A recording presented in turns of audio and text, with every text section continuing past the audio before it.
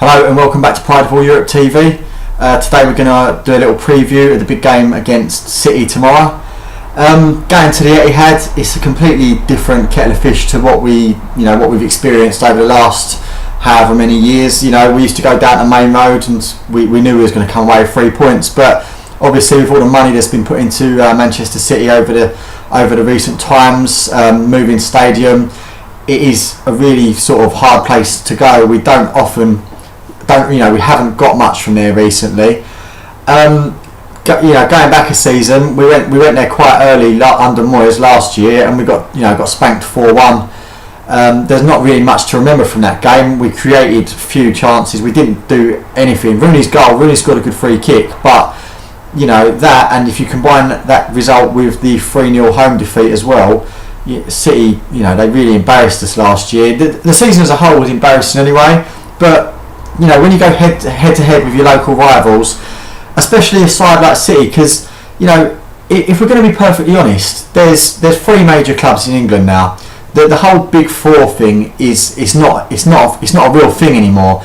There's 3 big clubs in England. That's ourselves, that's Man City, and that's Chelsea. And you're basing that on I'm going to say basing it on the last 10 years, and you're going to hear Liverpool fans having breakdowns all over the country, because I don't know if you've ever been told, but Liverpool fans like to talk about their history. I don't know if you knew that, but if you look at United, take a look at ourselves. We've got a very, very, very long history of being successful, but we've also got an immediate history.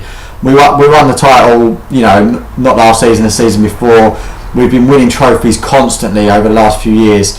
Man City have won numerous trophies over the last few years. Chelsea have won bagfuls of trophies over the last sort of 10-15 years.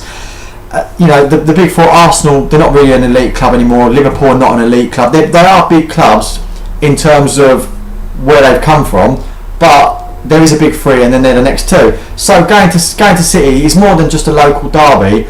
It is a clash of the titans, if you will.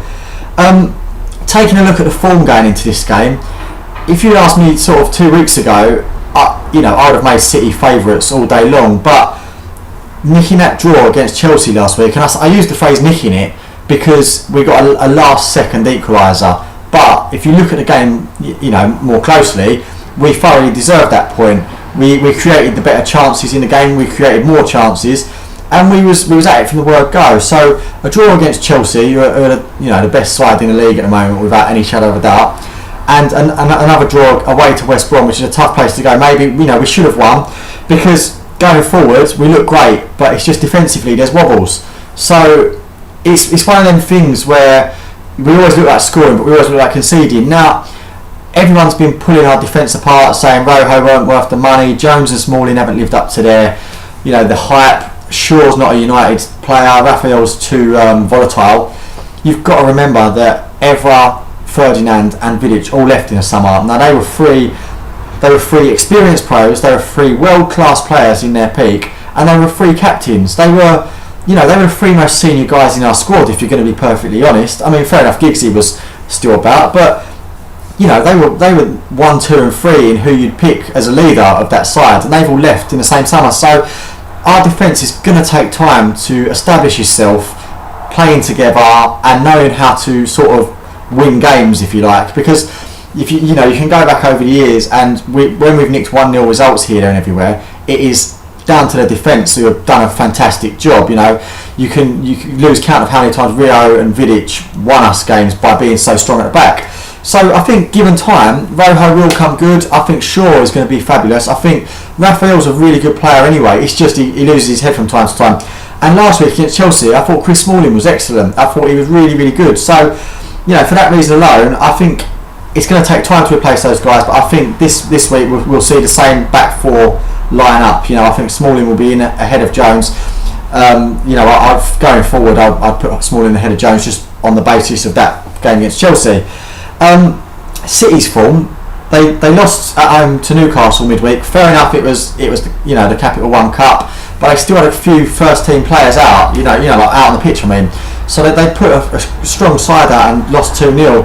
Not for the amount of chances they created though. I mean, they did deserve something, but it was real smash and grab from Newcastle with Overton getting man of the match. So I always said Overton would be the new Henry, so maybe that'll still happen, who knows. Last weekend City lost at West Ham. It's a tough place to go, West Ham, but you know, you go back a little bit further and City drew 2-2 with Moscow. So in the last 3 games they haven't won. They lost 2 out of 3, drawn 1. Their form's not great. With David Silva injured, we could definitely go there and perhaps do a Stoke and nick something, because you've got to remember Stoke went there and 1-0. City are not invincible. They are not the side they were, in 2012 when they were beating teams 5-6, 7-0, or whatever, maybe 7's an exaggeration, but you know what I mean. They were at the forefront of their game. Yaya Toure was one of the best players in the world. He's not really hit those heights this season. They seem to be stumbling along. Going to look at the lineup. As I said, I think the back 4 will be the same. So De Gea with Falcao, Smalling, Rojo and Shaw. What I think you'll see now is Michael Carrick, I think, will come in this week. I think we'll see Carrick, Blind, holding, protecting that defence, because despite City's recent, faults and failures, they are still a bloody good side with a lot of attacking threat. So I think you'll see Carrick and Blind sitting there, and I think then you'll see in front of them Fellaini will keep his place because he's been playing really well. Rooney's definitely coming back in, we know that much, and obviously Di Maria I think will start because he's obviously our best player. Januzaj will be unlucky to be dropped because he played well against Chelsea, but I think in this type of game you have to make space for Rooney. I don't think Mata took his chance at all. We've done a video on this, I'm sure you all saw it. With Rooney's suspension, we thought Mata would come in and really, make that place his own, giving Rooney something to think about, maybe not being able to get back in the side, but Mata didn't do enough in Rooney's absence, and I think he'll be relegated to the bench with RVP up top on his own. So defensively, the midfield, it'll be a midfield 5, Carrick, Blind, Fellaini, Di Maria and Rooney working backwards to make it hard for City to get through. But going forward, you've still got Di Maria, Van Persie and Rooney going forward as well, with Fellaini's height to give them something to worry about. So all this talk of City's poor form and how great we are going forward, I am going to put my money where my mouth is again. I'm going to predict a 2-1 away victory. A few people might fall around laughing, saying we've got no chance, having been stuffed by City twice last year. Even the year we won it, City came to Old Trafford and won. And no matter how big Man City get, and believe me, they're going to keep getting bigger and bigger. They're going to keep winning trophies. It's something we've all got to accept. But no matter how big City get, this will always be their cup final. United coming to town will always be their cup final. They could win the next 20 Premier Leagues in a row, but this will be the game that they care the most about. They always want to get one over on us. So I think after last week's heroics, or late heroics against Chelsea, I'm going to go for a 2-1 win tomorrow. It's a shame that Falcao's still injured. I don't really know what to make of this situation, to be honest. It's absolutely doing my head in, because I think he's played like less than 200 minutes, I think it's 220 minutes left, or less than that, for us.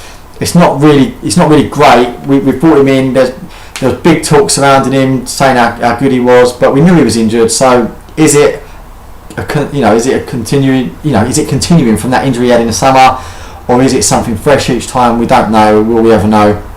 I'm not sure. But the beauty of Falcao being injured is there's no concern over too many cooks in the kitchen. How do you fit him into that side? Can you leave him on the bench again? Can you drop Van Persie after how good he was against Chelsea? I don't think you can. So 2-1 away win. Give me a shout if you want to have a chat. I'm on Twitter. It's at Nathan W. That's NATHONW. Keep watching Pride of All Europe TV, and come on the boys. Come United.